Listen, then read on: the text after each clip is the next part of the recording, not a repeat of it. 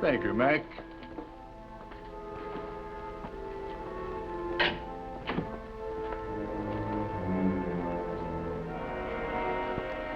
Any questions? No, sir.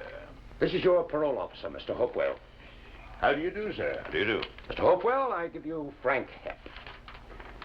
Alias Count George Keglovich, alias Baron von Calgoun Hetelau, alias Paul Pierre Montesquieu, alias Prince Nikolai Timofeyevich. That's all. And I hope you will be able to manage him. I think we get along all right if Mr. Hepp appreciates his freedom. Oh, I do, sir. Although one could raise the question, what is freedom? According to Aristotle, no man is free. Now, my countryman, Descartes... You are being released on parole, Mr. Hepp. Do you know what parole means? Parole, sir, is the liberation of a person from prison conditional upon good behavior prior to the end of the maximum sentence of that person. You speak like a lawyer. I am a lawyer, sir. Hepp. I acquired my diploma at the University of Leipzig, Germany, in 1932. Oh, cut it out, Hepp. Do you have the diploma? Unfortunately, it got lost. Could you get a duplicate? The university was destroyed in the bombings of 1944. All right, Hepp. All right. I can see now you trapped your victims. Those silly women. I beg your pardon, sir? I've never trapped anyone. I've always considered myself the benefactor of lonesome, unloved women. If they happen to be rich. Rich women can be unhappy too, sir. And to the most unhappy ones, I gave the priceless illusion of being young and beautiful and desirable. But you lied to them, Hepp. Don't we all, sir? Don't nice husbands tell their tired, old, fading wives that they are beautiful and desirable? Your baby. Take him away. You'll report to my office twice a month. Yes, sir. You're not to leave the state. You'll keep away from bars, nightclubs, and hotel lobbies. And, of course, above all, you'll keep away from women. You mean completely? I mean that for the next 6 months, if you as much as talk to a well-to-do woman of any age or shape, you'll find yourself back in jail before you can say, I love you. Is that clear? It's too clear, sir.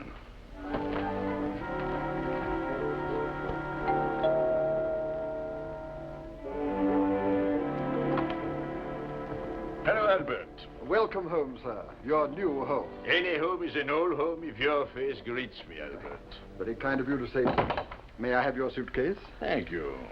Nice place, Albert. I did the best I could. It was only a week ago that I received your notice about your possible return. I had to take the first furnished house I could find. You know, it reminds me of that beautiful villa we had on the Riviera. Remember? And very pleasantly so. I hope you'll find that this house is comfortable.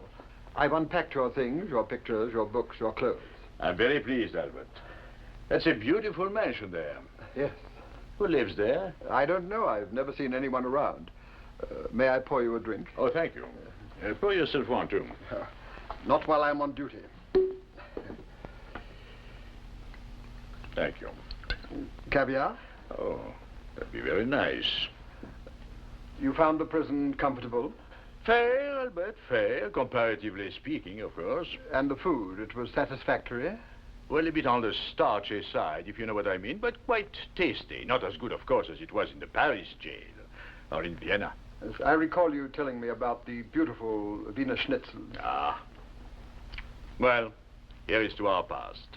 And to your future. Well, very pleasant room. Yes, southern exposure. How much money do we have left? We have enough for 2 months. That bad? Well, I'm not worried about that. You can easily find new hunting grounds. Not this time. I'm on parole, remember? My hunting license has been revoked. Oh, that's a shame. Perhaps it's better this way. I slipped badly on that last case. It could be that I'm losing my touch. Oh, I wouldn't say that, but perhaps it is time for a change to something less hazardous. You're not implying that I am getting... Mellow. Mellow is the word. mellow? Like a beautiful September day. Let's not be sentimental about it, Albert. I agree with you. American law enforcement is somewhat peculiar about breach of promise. Yes, they definitely have a tendency to overprotect women. Yes, but you have so many other talents, your skill in different handwritings, your business promotion. In other words, goodbye, ladies. Rich, lovely ladies. My heart bleeds for you, but that is a wise decision. Hello. Yes, madam. Who is it, Albert? A lady. Well, ask her to come in. Would you come in? Thank you. I hope I'm not intruding. Not at all. I'm Miss Rowland, your next door neighbor. From that beautiful mansion there? Yes, that's my home. Won't you come in, please? Do sit down. I am Victor de la Fontaine. How do you do, Mr. de la Fontaine? How do you do, Miss Rowland? I saw smoke coming from your chimney, and I knew someone must have moved in. So I thought I'd drop in to pay my respects. Was it the proper thing to do? But of course, neighbors should get acquainted. I never know the rules, but I've watched this house, and I don't have much else to do. I live alone, you see. And when I saw the smoke, it was so nice to see smoke coming from the chimney.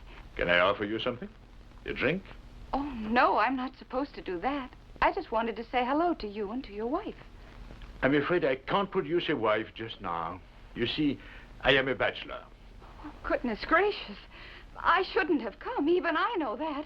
Goodbye, Mr. de la Fontaine. Please, Mr.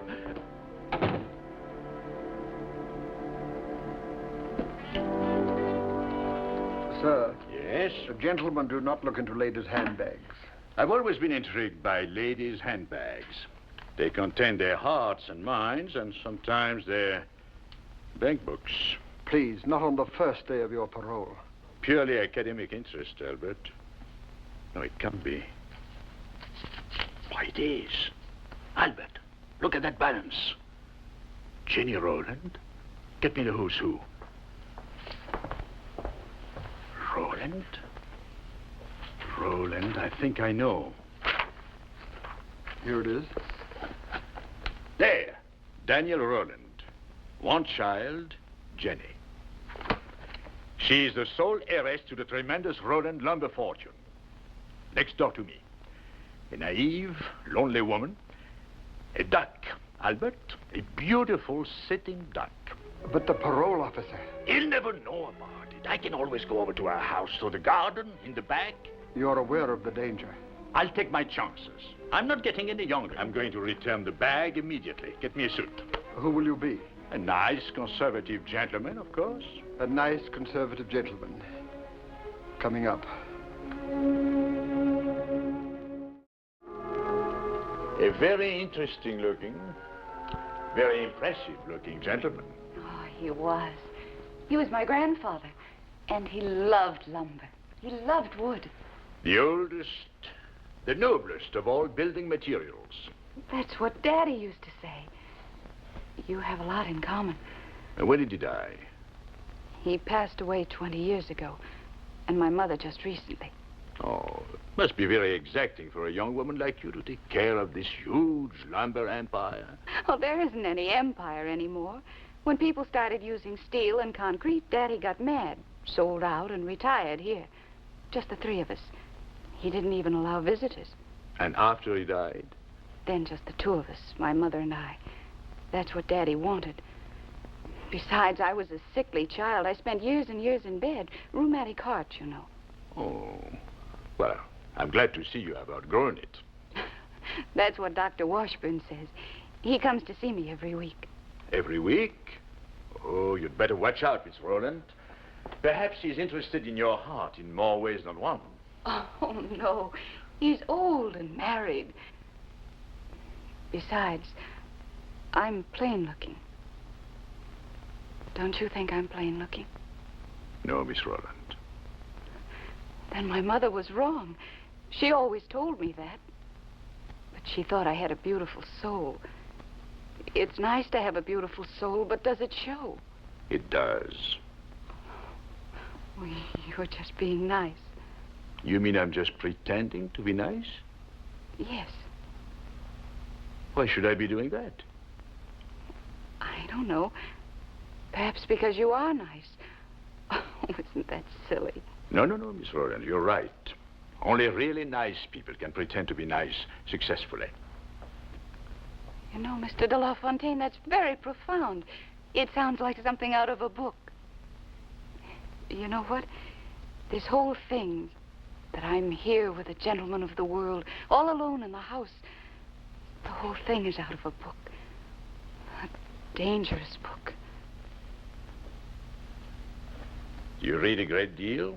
I do. How else would I learn about people? I don't see any. French poems, too. Do you read French? Just a little. Il pleure dans mon cœur comme il pleut sur la ville. Quelle est cette langueur qui pénètre mon cœur? Pretty. Well, it's getting late. I'd better be going. Oh, it's beautiful. I understand it now. It has meaning. Oh, you have such a beautiful voice. Please. Can you play the piano? Oh, not very well. I didn't quite finish at the Conservatoire in Paris. Oh, please, play something for me. Some other time. It's getting late. No, it isn't. I don't want you to go now, or ever...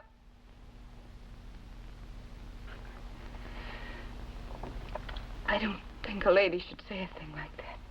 That comes from being lonely, Miss Rowland. That's all. Thank you. I know what it is. I'm pretty lonely myself.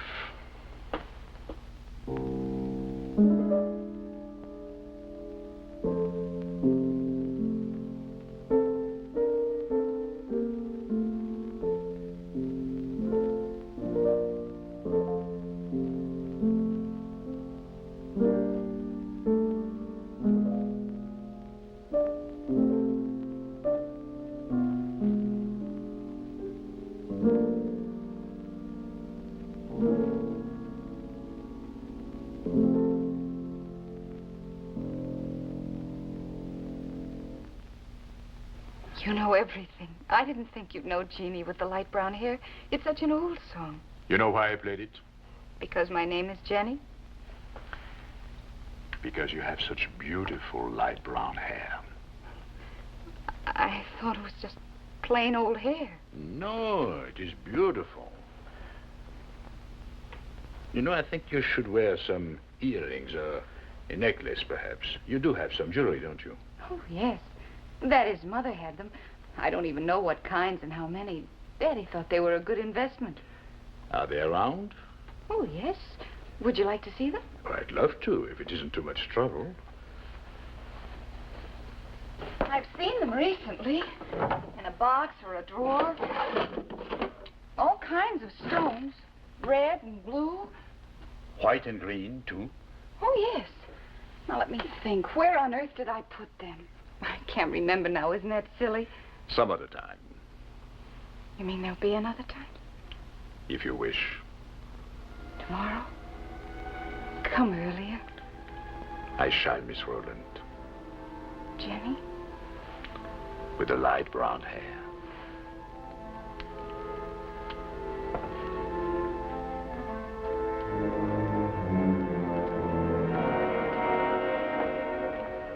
Oh, good evening. Evening, Albert. May I inquire about the state of affairs over there? Everything fine. Just fine. Is anything wrong? Yes, it's too easy. Well, I suppose you can't have everything. And now, for the first time, I am alive. Alive with a feeling of expectancy. My former life has begun to fade as if it never existed. Inside, I tremble. I doubt. And I hope. Come in. How? You found them? Do you like them? Oh. Oh, why, they're exquisite. I don't know if I picked the right ones. There are more? Oh, yes. Well, bring them out. We'll look them over together. Shall we? Why are you so good to me? Why do you come here every day? Well, don't you want me to? I do, and I know why. But why do you do it? I've wanted to ask you that every time I've seen you. Why didn't you? Because Oh, I don't know how to play this game. I don't know who should ask whom. I don't know the rules. They never taught me anything. You're the first man I've ever really known. I don't know if you like me or what you think of me, and I want to know, and I'm afraid to know.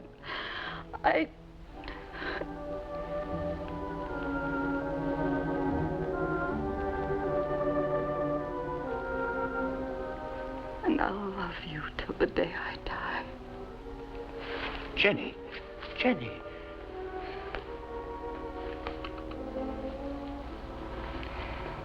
And I'd like to wake up like this every morning of my life. You haven't touched your breakfast. I don't want it. What is it, the sitting duck? Yes. This is not hunting, Albert. This is butchering. I can't do it. I don't know, she inhibits me. She brings out things in me. Domestic felicity. She affects me the same way.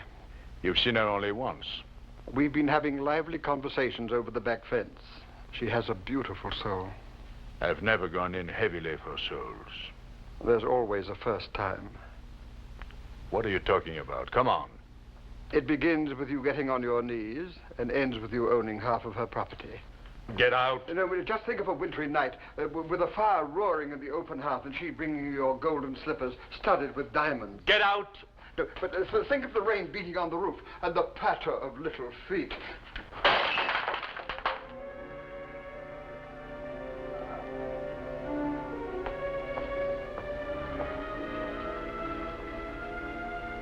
Well, how do I look?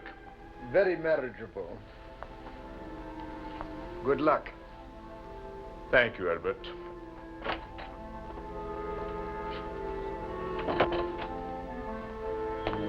In a hurry, Mr. Hepp? Why, Mr. Hopewell. So you remember me. Yes, Mr. Hopewell, but couldn't we talk some other time? I have an important interview. A job, perhaps? Yes. It can wait. Well, it's very unfortunate that the state should interfere with my rehabilitation. Oh, cut it, Hepp.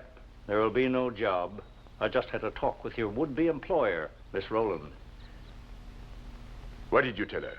I briefed her on your background and explained the possible motives behind your romantic interests. I think she understood. You're coming with me. How did she take it? Not very well, I'm afraid. I had to call her doctor. Well, get your things, Mr. Hepp. Excuse me. Are you Mr. de La Fontaine? Well, how are you? Yes. I am Dr. Washburn. Miss Rowland wants to see you. Oh, no, doctor. He's coming with me. I'm afraid Miss Rowland has priority. Her heart. She's dying. She is. See what you've done. This is nobody's doing. Her days were numbered. What? I've been expecting this for some time.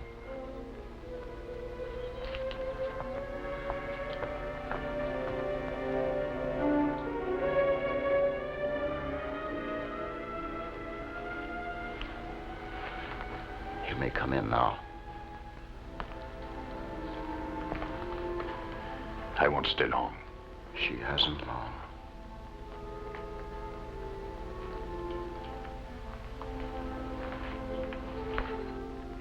Don't look so gloomy. Sit down, Mr. Hepp.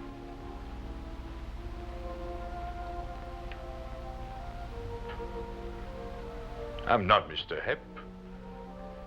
I knew it couldn't be true. You don't look like someone who could be called Hepp. I'm not. I told that man he was wrong. That he was talking about someone else. A completely different person. I used to know him. He always impersonated me. He must have been a bad man. Very bad. Hopeless. Mr. Hopewell. Yes? I'd like you to tell Miss Rowland you made a mistake. Yes, miss. I can see it now. Just a superficial resemblance. This gentleman is Victor de la Fontaine, a French nobleman. Not an impostor like you, Hep. My mistake. I'm very sorry, miss. I'm so glad that it wasn't my money you were after. No, it was always you, Jenny. Sweet, exciting, beautiful Jenny. I'm not beautiful. You're more than beautiful. How? Because you don't know it.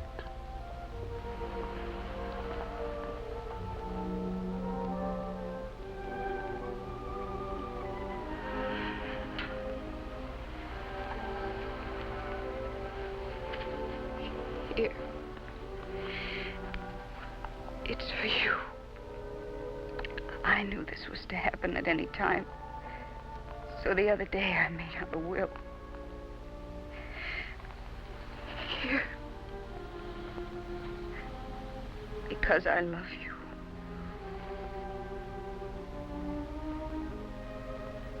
You've never said you loved me. I'm saying it now. Is it really true?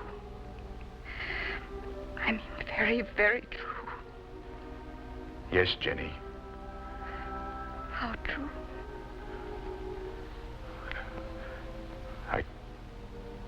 I can't tell it in words. How can you tell it?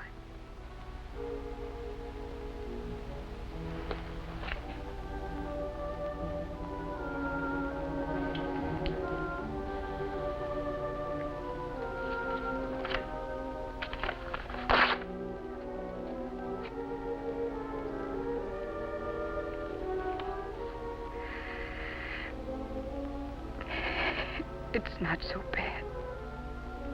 Going away, I mean. Except for the being alone. You're not alone, Jenny. You'll never be alone again. We'll be together from now on. Just you and I. Not you and I. Just you with a memory. I do hope I'll be an attractive memory. Yes, my darling. Forever young. Forever beautiful. My Jenny. With the...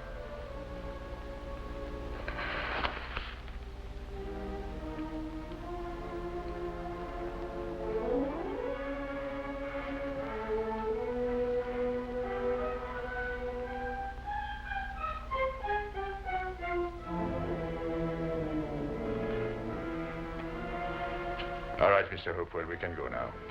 No, go on home. And watch your step, Thanks. Monsieur de la Fontaine. Hepp is the name, sir.